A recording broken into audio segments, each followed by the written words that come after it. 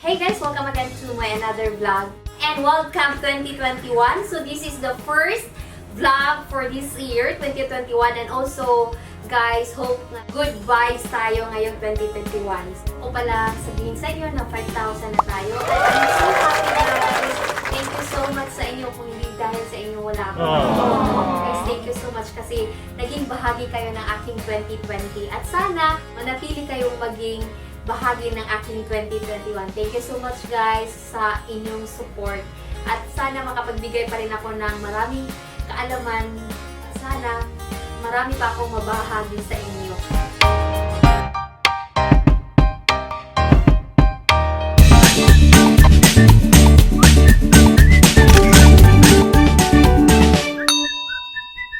So for today's video guys, I'm going to share to you how to propagate our string of hearts.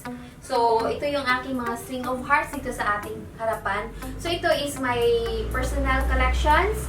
So, ito naman is yung ating i-propagate.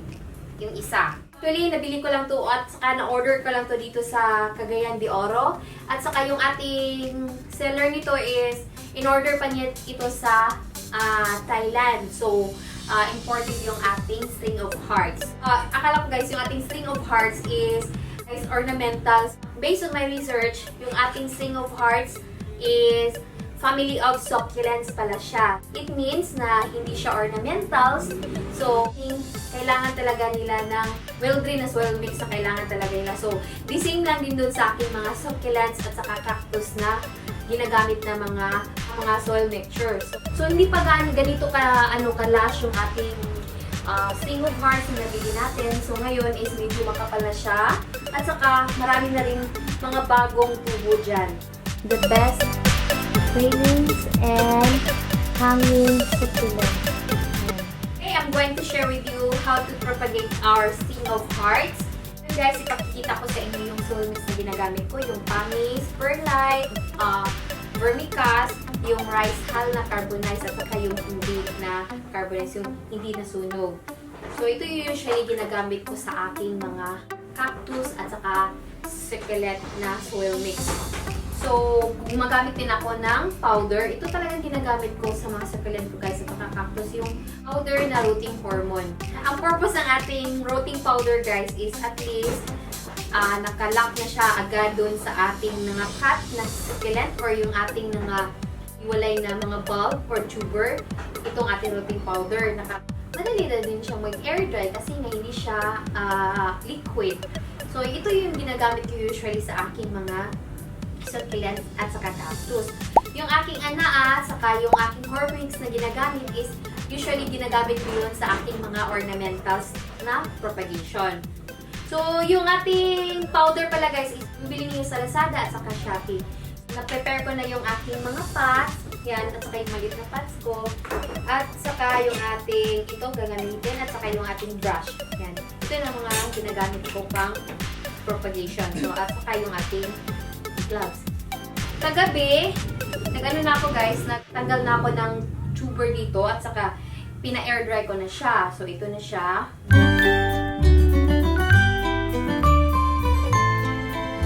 So, ito yung ating na air dry last night. So, ready na itanim siya ngayon at saka ready ko na siyang ipakita sa inyo. Yung ating string of hearts is commonly known as Peja woody. So, nakikita ninyo, yan, mga ano siya, nag-yellow green. Yellow green at saka green. So, it means na ito yung mga bagong tubo niya. Ito din. Yan ang ganda. Tapos, ito na yung pinakamataas na niyang ano. Tapos nakikita niyo may mga bagong new tubers na siyang nabubuo dito. Ito banda. Yan. So, pwede na siyang i-propagate dito or i-cut yung stem para hindi siya gano'n tumataas. Pero sa akin is, hinayaan ko na lang siya muna siyang ganyan kataas guys. Para so gusto kong ma-achieve yung parang cortina siya guys. Ang ganda. Yan. Tapos ito yung mga bago niyang mga new leaves. Yun. So, yung color ng kanyang leaves is combination with lilac, pink color, at saka yung ating yellow-green, cream, saka white and dark green color. Ganda ng pagka-combination ng mga color niya. So, So, pagtanggal sa kanya guys is ganito lang siya. Yan. So, tingnan ninyo. So, dapat talaga yung kanyang, ito talaga yung kukunin niyo guys. Yung ito, para siyang patatas. Yan oh.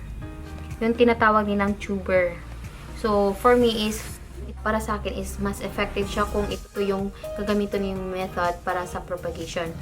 So, it doesn't mean na nag-work sa akin is mag-work sa inyo. Kita ko lang sa inyo is yung nag-work sa akin. So, ito na yung tinanggal last night. So, naka-ano na siya guys. Naka-air na siya. So, kita ko sa inyo paano siya tanggalan ng tuber. So, i-separate ko siya guys para bukas ko na naman to itatanim. Ito lang siyang ihiwalay.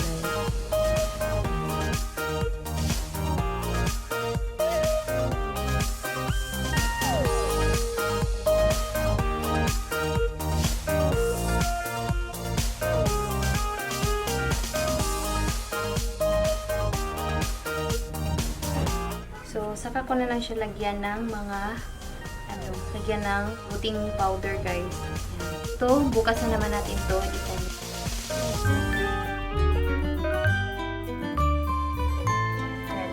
So, ito yung mga soil mix na ginagamit ko. So, imimix na natin sila ng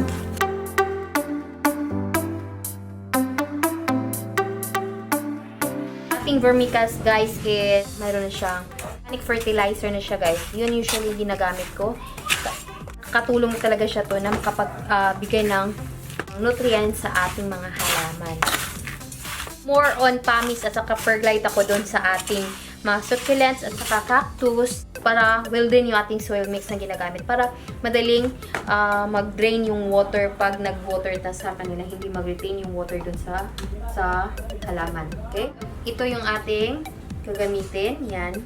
So, pwede natin lagyan ng yan, perla sa baba. Saka so, ganun lang. So, lagyan natin siya. Ito yung ating rooting powder na ginagamit. So, lagyan lang natin siya dyan. Ganun. Okay. At saka yung isa. So, ibaon natin siya ng mga 1 inches lang guys. Yan lang siya para ganyan. Okay. Tapos, lagyan natin ng toppings. Ang aking ginagay ngayon is perlite at saka ano na siya. So, next is